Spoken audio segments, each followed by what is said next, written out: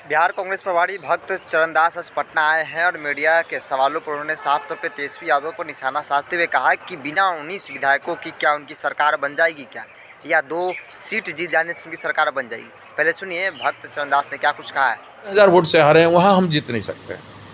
ये तर्क को मेरे समझ में नहीं आया, इसलिए मैंने एक कमेटी भेजा 5 प्रमुख व्यक्तियों का जो अध्ययनरत हैं, ऐसे लोगों को मैं एक टीम भेजा।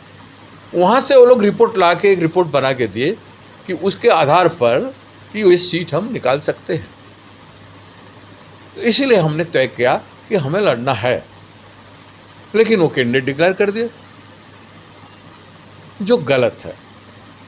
सरकार आरजेडी का ही मुख्यमंत्री बनेगा जब महागठबंधन का सरकार होगा, तो 2 विधायक उनका जीत जाने से वो सरकार बनाएंगे। हाँ ना, हमारे 19 नहीं रहेंगे तो कैसे हो। हमारे 19 विधायकों का कीमत मूल्य है कि नहीं, हमारे 19 विधायकों को क्यों छोड़ा उन्होंने, उनको छोड़ना नहीं चाहिए था।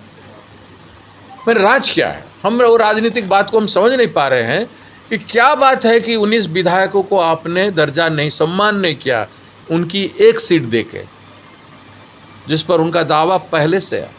तो क्या माना जाए कि कांग्रेस अब गठबंधन से अलग हो चुकी है? नहीं, यही है कि समझे कि क्या आरजेडी अपने विचारधारा से हटना चाहता है? क्या हमारे वोट, जो समूह गरीब समूह हो, जिन समूह सब हमारे वोट क्या उनको नहीं मिला है? क्या उनका पूरा वोट हमको पूरे इलेक्शन में मिला है? देखिए, इस सब चीज़ों के बावजूद भी हम साथ थे, साथ निभाना चाहते थे और महागठबंधन रहना चाहिए। वो विचारधारा के अनुरूप है, लेकिन विचारधारा के खिलाफ अगर कोई जाएगा, कोई दल, तो अनुचित है। ये राजनीतिक समर्पण का भावना नहीं, विचारधारा जनता के प्रति समर्पण की भावना। इस तरह का एक मिनट कह रहे हैं कि इस तरह का जो रवैया है आरजेडी की तरफ से, राजद की तरफ से, मतलब बहुत वर्षों से होता आ रहा है। 2010 में आप लोग अलग चुनाव लड़े, उन्होंने आपको अलग कर दिया। 14 में उन्होंने अपना लोकसभा सीट पहले को घोषणा कर दिया, आपको मजबूरी में 9 सीट पर लड़ना पड़ा। फिर अगर बात करें कि 11 सीट पर, तो अगर बात करें 15 में, तो 15 में ठीक है, हमारा कोई, हम मजबूर पार्टी नहीं बनना चाहते हैं। मैंने लालू जी के सम्मानजनक।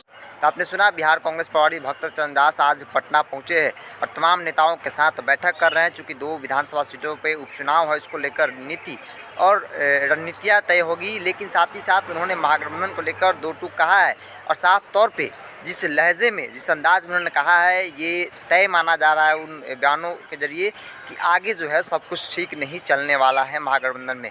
चूँकि जो तेवर थे भक्त चरणदास के, उन्होंने साफ तौर पे कहा है कि 19 विधायकों के बॉयकॉट करने से तेजस्वी यादव मुख्यमंत्री बन जाएंगे क्या। साफ तौर पे उन्होंने कहा है कि 19 विधायक को जिस तरीके से तेजस्वी यादव ने बॉयकॉट किया है, आरजेडी ने बॉयकॉट किया है, उससे वो मुख्यमंत्री नहीं बन सकते हैं। आपने सुना किस तरीके से उन्होंने तेजस्वी यादव और लालू प्रसाद यादव को लेकर या पूरे आरजेडी को लेकर जो कुछ भी कहा है कि 19 विधायक के बिना तेजस्वी कभी मुख्यमंत्री नहीं बन सकते हैं, या 2 उपचुनाव की सीटें जीत जाएंगे उससे मुख्यमंत्री नहीं बन सकते हैं।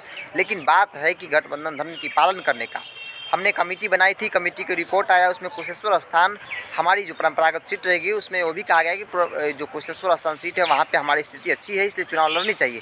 लेकिन आरजेडी ने बिना किसी से पूछे सोचे समझे वहाँ पे कैंडिडेट घोषित कर दिया दोनों सीटों पर, तो हम लोगों में ने उतार दिया। अब फ्रेंडली फाइटिंग नहीं, दोस्ताना लड़ाई नहीं, जब मैदान में उतर गए तो लड़ाई होती है और हम लोग दोनों सीट जीतेंगे। इससे नुकसान आरजेडी को है, क्योंकि उन्होंने बिना पूछे हुए उम्मीदवार को उतार दिया है। लेकिन भक्त चरणदास ने साफ तौर पे कहा है कि 19 विधायक, जो कांग्रेस 19 विधायक है, उसको बैकआउट करने से तेजस्वी यादव मुख्यमंत्री नहीं बन सकते हैं। साफ तौर पे कांग्रेस ने भी अपना रुख साफ किया है। जो आरजेडी लगातार कहती है कि कांग्रेस कमज़ोर है, स्ट्राइक रेट स्लो है, अब कांग्रेस की तरफ से भी इस तरह की आवाज़ें निकलने लगी है।